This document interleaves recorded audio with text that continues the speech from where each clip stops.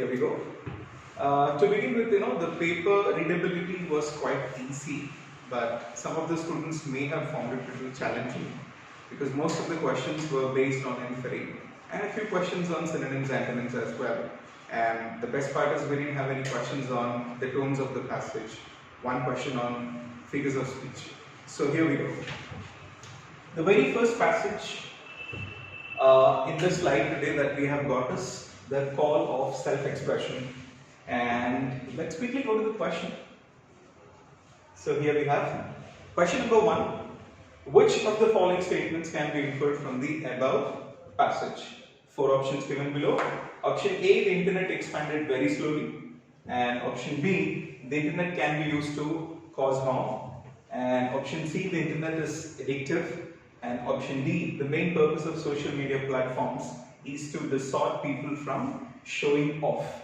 Now we can rule out one option straight away, and guess what is it? It is the option D, because the word distort doesn't fit in the passage.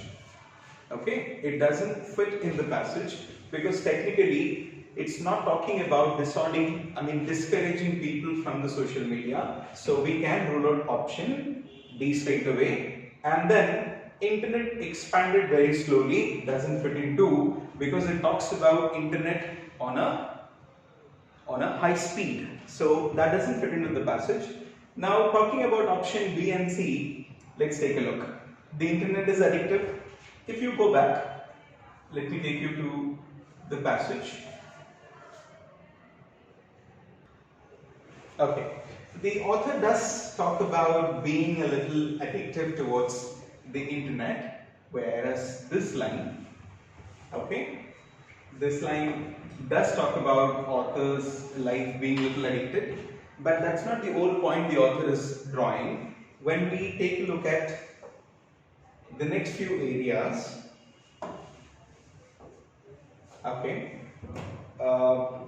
take it to the options. Now we need to rule out option A certainly, and B we have already ruled it out, and we were stuck between option B and C, and C has to be ruled out because the author does talk about being internetive addictive form, but he doesn't emphasize it throughout the passage. Now where do we find option B, which is the right one? The internet can be used to cause harm, and I would like to show it here. So where do we go? Yes, this sentence, this sentence talks about the internet causing a lot of harm. The freedom promised by the internet, let's go this way, the freedom promised by the internet started seem like something whose greatest potential lay, the potential of the internet lay in the realm of misuse. That's exactly where we go to the right answer. So answer is answer for the question number 1, sorry, here we go. It is option B. It's option B. So the internet can be used to cause harm as well. Okay, very quickly we'll move to question number 2. All the following statements are, it says all the following statements are truisms except. So all of them are truisms except which option? Option A, the internet has changed the way world works. Option B, a preference of cat videos can reveal a lot about your personality. Option C, like with any tool, digital tool technology has both advantages and disadvantages. And option D talks about only time can tell what the future holds. See, the author has talked about all of them except which one? Yes, the author hasn't talked anything about cat videos in the passage. You can straight away come to the answer rather than beating around the bush. Yes, we're done to that. Moving quickly to question number 3. Which of the following comes closest to the underlined sentence in the passage? Underlined sentence. So what was the underlined sentence? Let's quickly take a look. Okay, so where do we have the underlined sentence?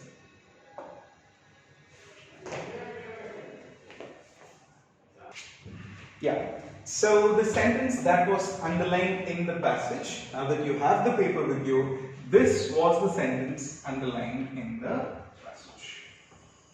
Now let's take a look at this sentence. It says, it's as if we have been placed on a lookout, on a watch out, that oversees the entire world and given a pair of binoculars that makes everything look like our own reflection. So let's say you're on a lookout of the world and you're also provided with the binoculars, and technically what you see is yourself. So what should be the answer? Okay, so option A, the way we see the internet says a lot about who we are. Option B, the internet has reduced the distance between people living across the world. C, the internet has the ability to customize what we access based on our identity.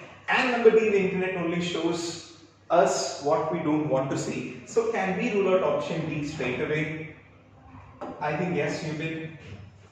And what about option A? The way we use the internet says a lot about who we are. Is that the option? Or internet has reduced the distance between people living across the world. I think this is not what this underlined sentence says. You could infer it from the passage, but the question is underlined sentence in the passage. So we have ruled out option B and D as well. Left with me. The way we see the internet says a lot about who we are. We use the internet says a lot about who we are.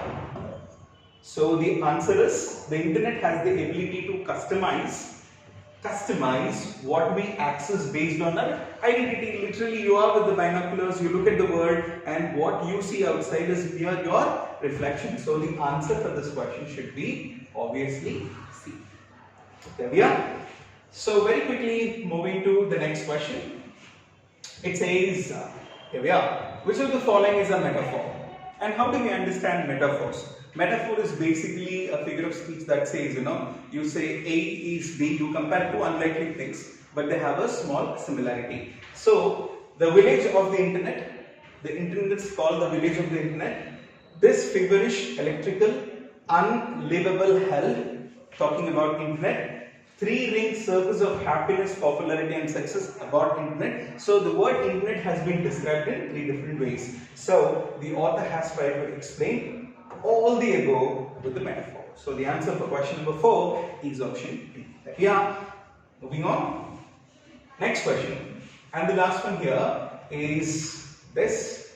Which of the following category or categories describe this piece of writing? Can we rule out some of them? Yes. Option D. Go straight away. And academic paper, non-fiction, essay, fiction. Now it is not about a creation. The author has created, so rule out option B as well.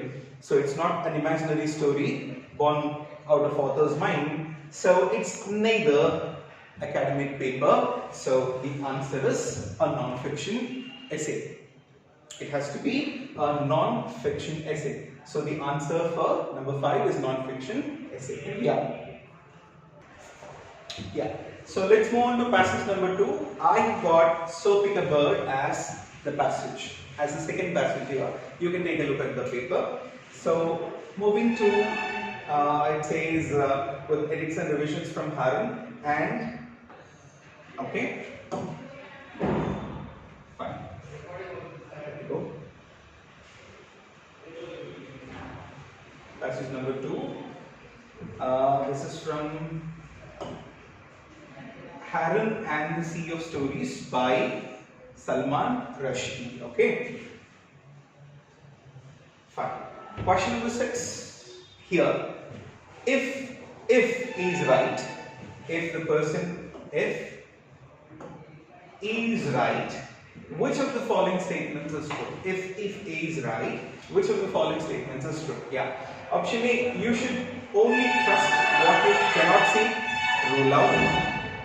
You should only trust what you cannot see. You can rule it out straight away. B, naming something is the only way to make it unreal. Naming something to make it unreal, so you can rule it out to make something unreal. You should only trust what you can see, and naming something is only way to make it real. Okay, you should only trust what you can see. The author doesn't emphasize this. I mean, he talks about, there are a few things, if I take you to the passage, there are a few things. How does it say? So, a few lines over here.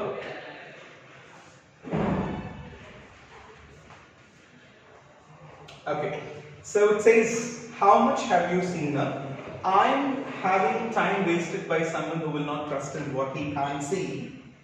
How much have you seen her? Africa, have you seen it? No. Then is it truly there? So, the author is actually emphasizing on things that you don't see, but still you believe them. So, you have to rule out this option as well. Okay, so now that you have already ruled out option A and option B, and you should only trust what you can see, ruled it out. So what do we have? Obviously the naming something is the only way to make it real. That's the answer for question number 6. Yep. Moving next. The next question says, which of the following applies to if? Which of the following applies to if? Option A, he speaks in contradictions. Contradictions means opposites, which he doesn't do. And he has a habit of speaking in synonyms. Let's keep it aside. He uses proverbs to express his ideas. We'll come to it. He uses metaphors to describe things. It's not about metaphors. He doesn't use them. So option A and D gone. We are confused between speaking in synonyms and proverbs. Okay, I would like to take you to the passage. Okay, where do we go? Okay, so the author does talk about a small line, and I would like to take you there.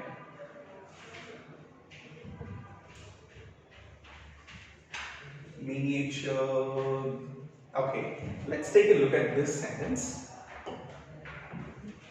So take a look, or should I say gander? Okay, the author does say, so take a look, and a synonym for the word look is used as gander. Okay, now that talks about synonym, and I would like to also show you something. Okay, a moment.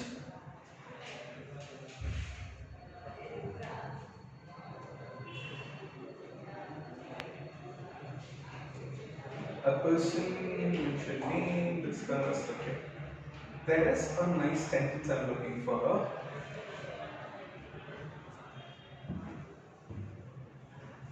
Yes, here we are.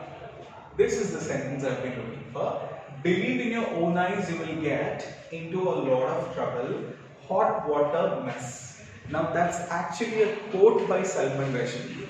Though it sounds like a proverb is well established, and you probably know who said that. A quote is used by a person, a personal opinion. So this is a quote. So when that's a quote, unfortunately, your option can't be, okay, your option can't be what? Obviously, when we ruled out contradictions and we ruled out metaphors, and obviously now that it's not about a proverb, you have to rule out proverbs as well. So the answer for the question number 7 is, in the page is it's option B. He's speaking in synonyms, because he said take a look, or should I say gander. The synonym for the word look is gander. So number 7, answer is B. Right? Okay. Next. The next question is, it says which of the following most accurately describes the underlined sentence, which means in the context of the passage. I mean means in the context of which of the following most accurately describes what the underlined sentence means in the context of the passage.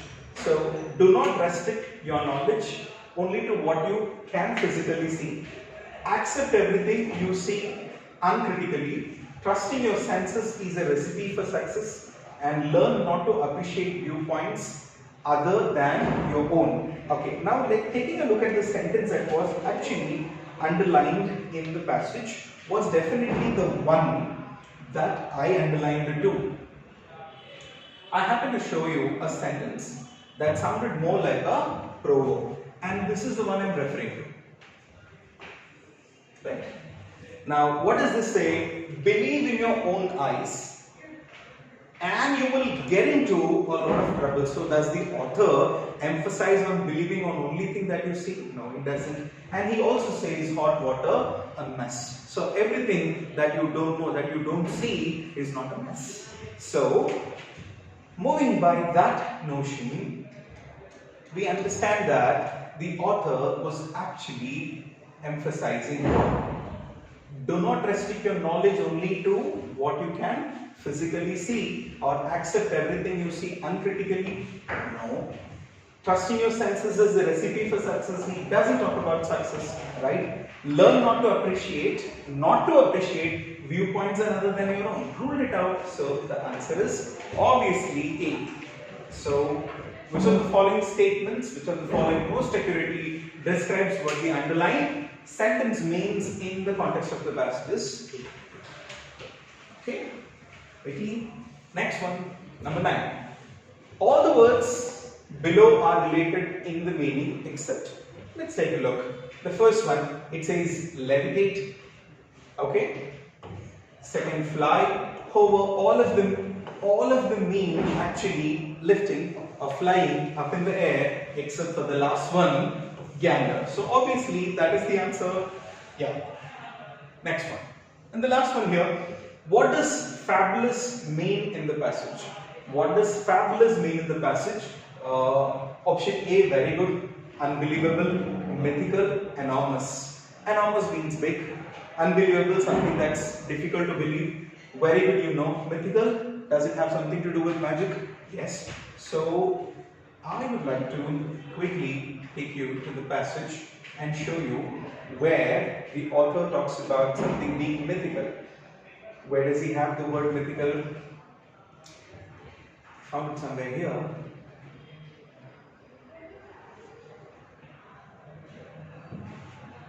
Minor parallel. Okay.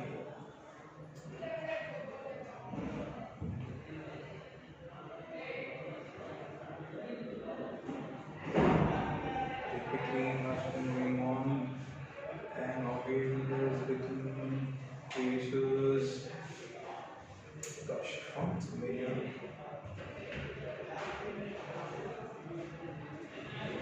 Close open hands. We understand the answer is mythical. I just want you people to locate it and explain you in the context where he actually meant the word.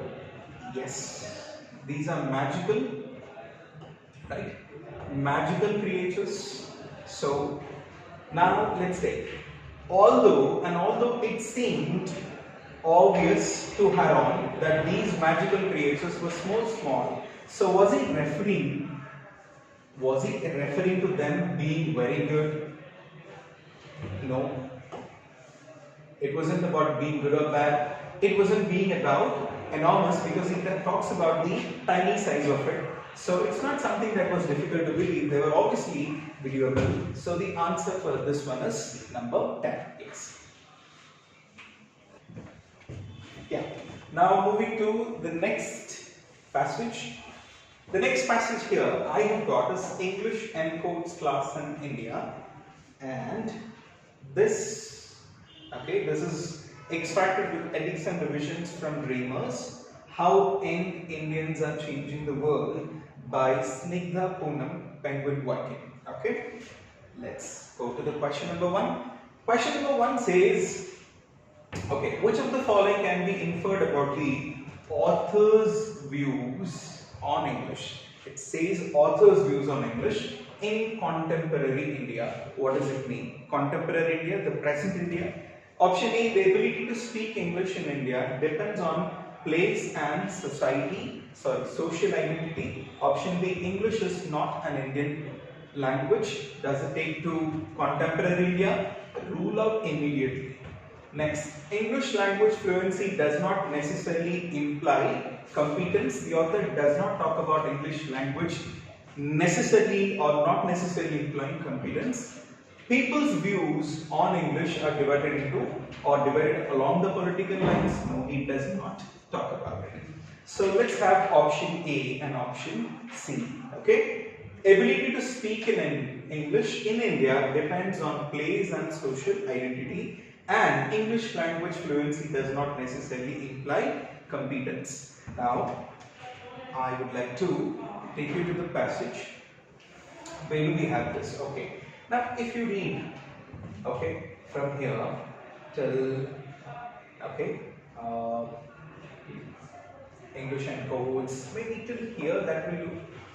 English and codes class in India, it does so by sliding into the DNA of social division, income, caste, gender, religion, or place of belonging. So, don't they talk about, now if I take you there, don't they talk about your social identity or the place more than not necessarily implying the competence? So rule out these and we go to the option A without a doubt, because the ability to speak in English in India depends on place and social identity as well. Which of the following can be inferred from the author's views? That's what we infer from this one. Next question. Next question here. Who among the following would defy? What does it mean? Disagree? Okay. Chetan Bhagat's neat categorization of Indian English speakers into E1 and E2. Let's take a look here. Savita, an above average student in an English medium school in Mumbai, belongs to upper middle class family. Public speaking makes her extremely nervous. She fumbles through all her interviews. Now, in the passage, Chetan Bhagat's view talks about people, children who are from upper middle class family and who have English medium access, speak English well or do well in English. So, we can rule out this. So, when you rule out option A, you certainly rule out both A and B and this one too, because we still have an answer. So, what should be the answer? It says Moin, once a milkman in Ranchi, learns English at the age of 17. After a lot of hard work, he becomes instructor of spoken English at a thriving institution. Yes, though till 17, Mohin had been poor in English or he had never done teaching before. He picks up gradually and from a milkman, he becomes a spoken English instructor at a thriving institute. This one doesn't agree with the tone, with Chetan Bhagat's characterization. That's what the answer is. Yep. Now, question number 13 here. Which of the following best describes the author's response to Chetan Bhagat's views on English? Response to it. Okay, let's look at the options. The author dismisses the views as self-appointed expert. Now, some of you may have thought this one to be the answer.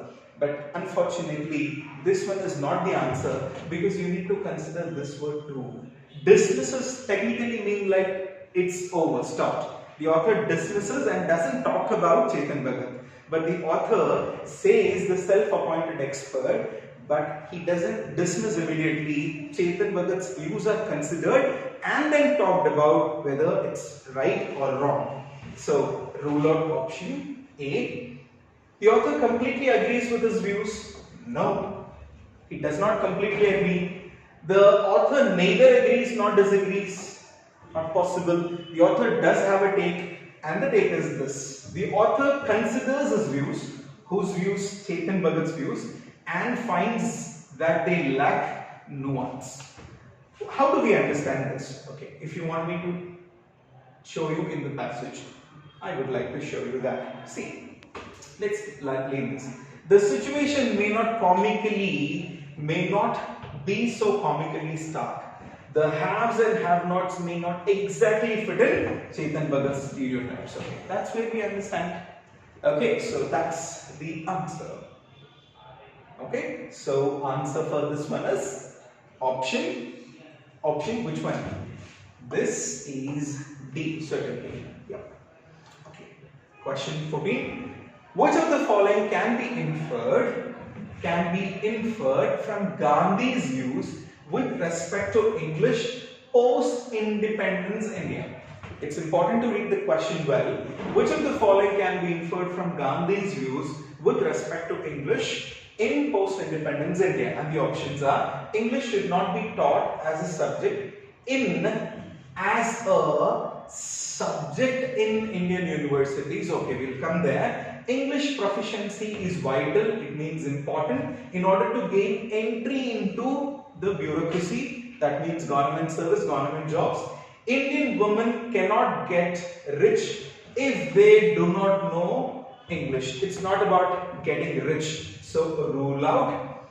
And if you rule out that, you can rule out none of the above two. And moving, English should not be taught as a subject in Indian universities. English proficiency is vital in order to gain entry into the bureaucracy. Okay, I would like to take you to the passage. A quick note on the passage. So we'll go here. Yep. Take a look here. Gandhi said of the greatest tragedies, Gandhi said this bleeding imposition of a foreign medium upon youth of the country will be counted by history as one of the greatest tragedies. Our boys think, and rightly. So he said rightly. Our boys think, it's not just thinking, it's also right. In the present circumstances, in the present scenario, that without English, they cannot get into government service. That's bureaucracy. So let's quickly see the options. Yes, here we are. So I was referring about bureaucracy, entry into bureaucracy. The Gandhi does talk about the language part, not as the subject. So roll out this, this, and we got the answer as well. Yep. And the last question here, it's okay. All the following pairs of words are synonyms except. All the following words are synonyms except. Okay. Synonyms stark and sharp. Okay. And sophisticated, spoiled, crusade, campaign, cohesion, unity. Cohesion does talk about union, unity, and stark, shocking, sharp, crusade, campaigning again. All of them are synonyms except for this thing. Option B is the answer. So there we are. Okay. So yeah. So passage 4 here, I have got, I grew up in a small town not far from Kalimpong. This is the passage I've got, and the questions. Question number 1.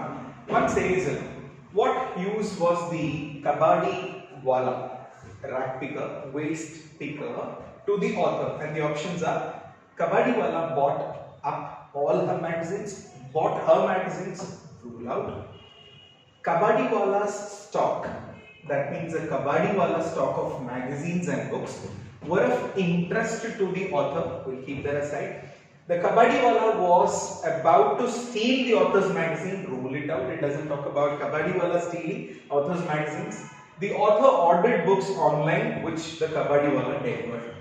He doesn't deliver books, so it has to be answered very quickly. Let's move to the next one. Okay. So next one. What, according to the author, is essential about the experience of being a provincial reader? Experience of being a provincial reader, because the essay, the passage has a title too. And let's quickly go to the title. Here it does say something like this. The title, The Provincial Reader by Sumana Roy. Okay, now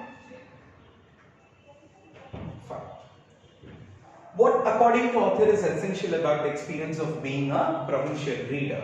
Okay, and the options are: belatedness, being late, in the sense of coming late for everything. Now it doesn't talk about everything. I'm sure you thought belatedness, being late, in the sense of coming late for everything. No, it doesn't talk about coming late for everything. Over eagerness, rule out. It doesn't talk about being overruler. So there is an answer, so rule out option D. So the answer is accepting a temporal gap. Accepting the temporal gap. What was what was current in the wider world and at the time which these arrived in the provincial location. That's the answer. Moving next. The next one we have, why did the author feel a sense of epiphany and deep sadness? Come again. Why did the author feel a sense of epiphany and deep sadness? Okay, because the things that felt special and unique to the author were already established and accepted in the world, because the author was less read than others, because the author missed being in a big city. No, the author didn't. And because the author was less read than others, definitely not. So all the above can't be the answer, and the answer is this. Obviously, because the things that felt special and unique to the author were already established and accepted thought in the wider world. Everybody talked about it, knew it, and it was accepted. And that's the answer. And the next one. Okay. The next one, what is the word anachronistic as used in the passage mean? Chronicle is timely sequencing. Anachronism is the opposite word. So, rooted in a non-urban setting, rule it out. Related to a mofusal area, definitely not. Opposed to the prevailing sensibility, no. So, the only option is connected with another time, not in that era or area. Okay, and the last question.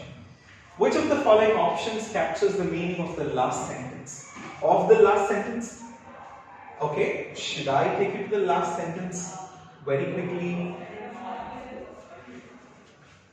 so that you take a look at the last sentence? What rescues it is unpredictability of these anachronistic discoveries. The randomness and haphazardness involved in mapping connections among thoughts and ideas in a way that hasn't been professionalized. Okay, now that being asked or that being read out, which of the following options captures the meaning of the last sentence best?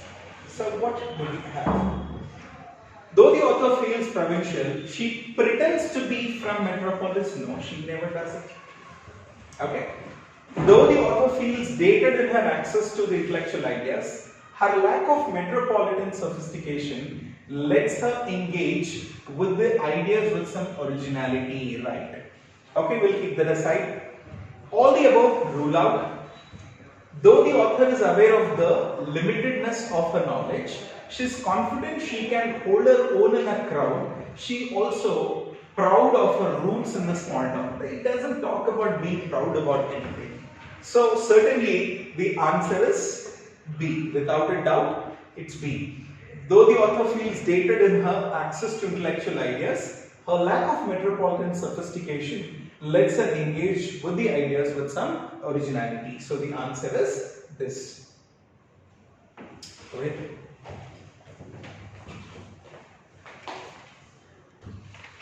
Right. So the next passage here is down by the sandy banks of the Yamuna River, right? Okay. And I would also like to take you to this thing called water mafia. So when somebody says it's water mafia, I'm sure he doesn't agree or acknowledge the fact. Okay? Now, moving to the first question here. Which of the following can be inferred from the passage? Let's see. The water tanker mafia's operations, okay, operations though illegal, are justified given the vital service they provide to the people of Delhi. I'm sure many of you thought the answer should be option A, as the word says justifies, but then the author calling it mafia, they don't go hand in hand.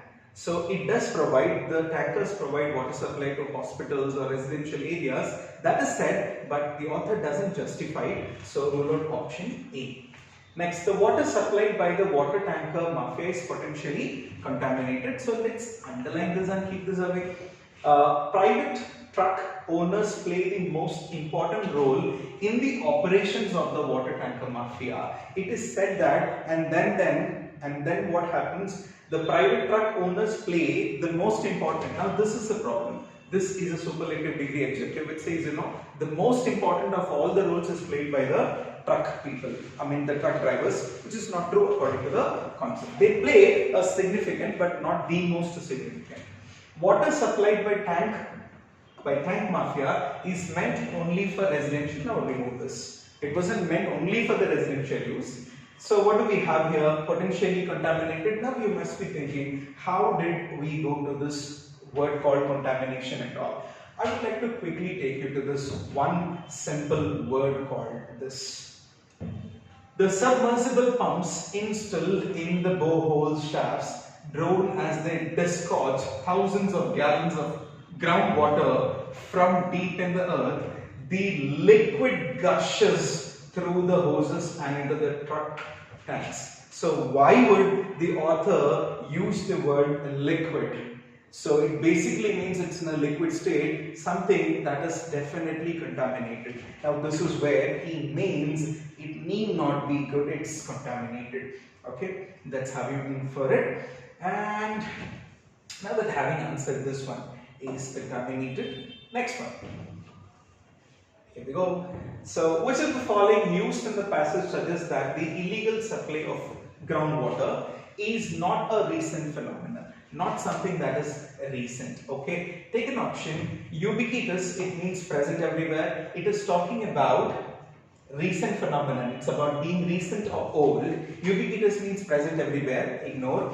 Long-term water security, it doesn't talk about security. It's affecting security. Fast depleting common resource. So does it talk about a recent phenomenon? No. So it has to be option A, entrenched. Now, how do we get this answer very quickly? Okay, yep, I'll show it here.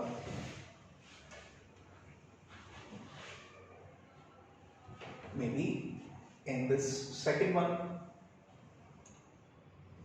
the word entrenched has been beautifully used. And it says the entrance system has a local moniker.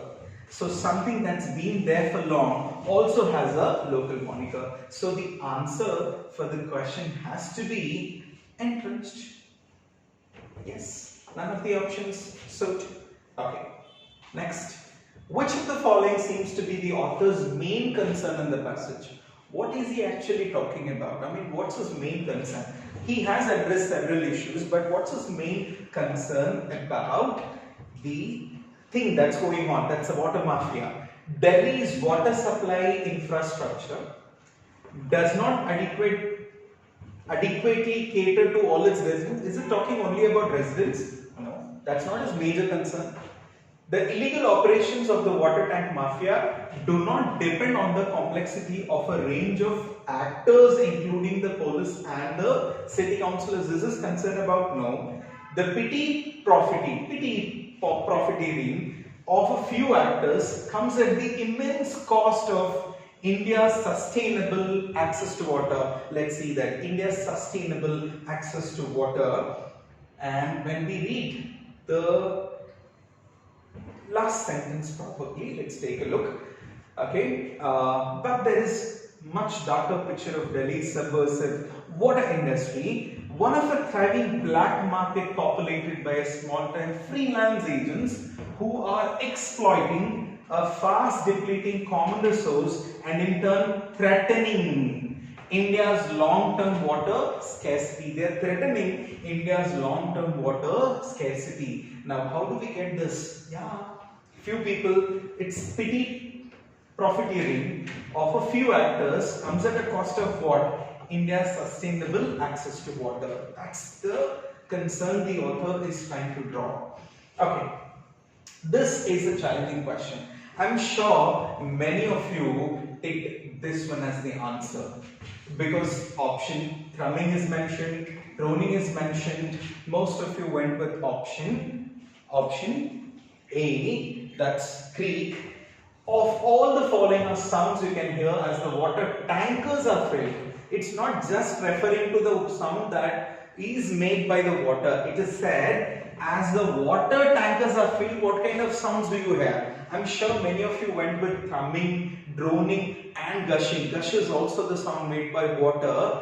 But the question is, as the water tankers are filled, what sounds do you hear? The word gushing is used as the verb in the sentence. So the answer has to be what? Except. So except is this. I said this is used as the verb in the sentence, in the passage. The rest of them come as sounds. Okay, creaking. Now would you like me to show it here in the passage? Okay, I would rather put it here. A moment. Monica.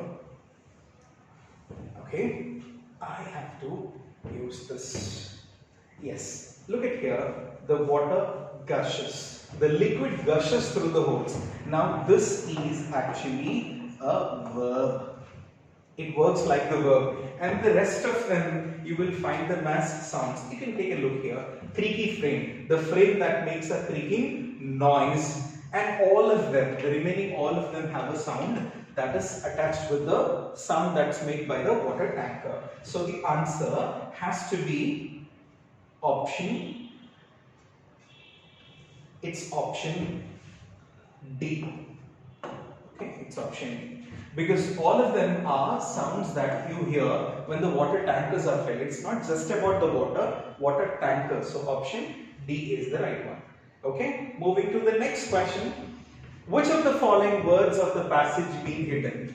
Passage mean hidden. Obviously, you can rule out one thing. Illicit doesn't talk about hidden. That's immoral. Okay, and idle is something that is empty, not doing any work. Okay, subversive is not hidden because it means water, something that's beneath water. So option D is the right one. Option D is the right one for which of the following words of the passage mean hidden. That's covered. Okay, and moving to the last passage on English section, we have until the Keeladi site was discovered, archaeologists by large believe that the Gangetic plains in the north urbanized significantly earlier than Tamil Nadu. Okay, I would like to underline the very first line. Okay, and I would also like to read it again. Until the Keeladi site was discovered, archaeologists by and large believe, what did they believe? That the Gangetic plains in the north urbanized significantly earlier than Tamil Nadu. Okay, so now moving to the question. Okay, what was the assumption? So doesn't it mean belief or belief? What was the assumption about the origin of the urban life in India before Keeladi dig? The origins lay in the northern Gangetic plains, which urbanized earlier than the south. The Indus Valley civilization was the first urban civilization of India. The second urbanization was known to be Magda. You can rule out this straight away. And it can't be both A and B, so rule it out. Between A and B, that is the first sentence I happen to read. The origins lay in the north Gangetic plains, which urbanized earlier than the south. That means Tamil Nadu mentioned there in the passage. So it's option A undoubtedly. Okay, moving now. The Keeladi excavation further challenges the idea of a single, okay, let's underline this, single fountainhead of Indian life. Single fountainhead of Indian life. In elaboration of the sentence, which of these options follows? Option A, dominant theories of how urban and modern life came about in ancient India were proved wrong by Keeladi archaeologists. Neither the Indus Valley civilization nor the ancient urban civilization of Magadha are clear explanations on how urban life emerged into Keeladi region of South India in the 3rd century BCE. Or the Keeladi archaeologists did prove that Indian urban and modern life emerged independently in several historical periods and geographies, and no one theory is enough to explain it. No one theory is explaining it. Okay, I would like to take you to the passage and show you why. the author does talk about single fountain head, and give me a moment. Okay.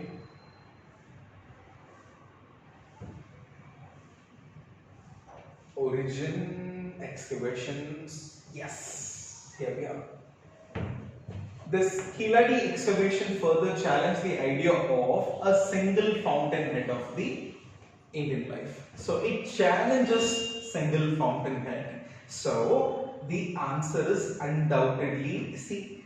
The Kiladi archaeological dig proof that Indian urban and modern life emerged independently into several historical periods and geography is no one theory. It's not just one theory is enough. Okay, that's the answer. Next, number 28.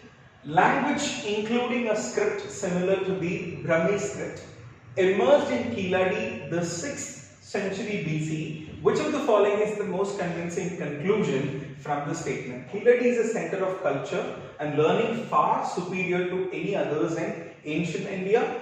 People of Kiladi were illiterate and could not use language to inscribe on pots. It is talking about inscribing on a pot. The last sentence does talk about it.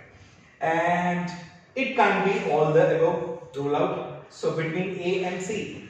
Ancient urban history of India as we know it today could significantly be altered by the findings of the advances achieved by the civilization. Kiladi is a center of culture and learning far superior to any other in ancient. So it's not the extreme option that we can rule out. It is option C. Ancient urban history of India as we know it today could significantly be altered by the findings of the advance achieved by Kiladi. That's the answer. Next, number 29 here in the list is, this is something that you can easily guess. BC is the acronym of, imagine if it is like you think about before Christ, BC, or AD Anno Domini. Now it says behind, not before. So rule out this. And BCE, before Colloquial era, rule it out quickly. And Chapel Eternal, rule out. And the only one is option A, before the Common Era. Done. And the last one, a farmer could write his own name on a pot. That's said in the passage. He owned the fight going on here. 33. This is, you are not the one to teach me to write. I have learned it myself. The sentence simply implies, what is it? A potter talking about it. That the Kiladi civilization was an egalitarian one. That the Kiladi civilization did not conserve the access to education and literally only for the elite, only for the rich and influential. That the farmers of the Kiladi civilization were also potters. Rule out this quickly. Now between A and B, you already have this. Civilization did not conserve the access to education when the potter could write on the pot on his own. So the answer is B. I have answered all the questions. You can take a look at it. Thank you very much. Okay, so having answered the last passage too, okay, and the last slide says number of key contestations. I do not have any key contestations to be made here because all of the answers are justified and accurate. So currently, no. Thank you.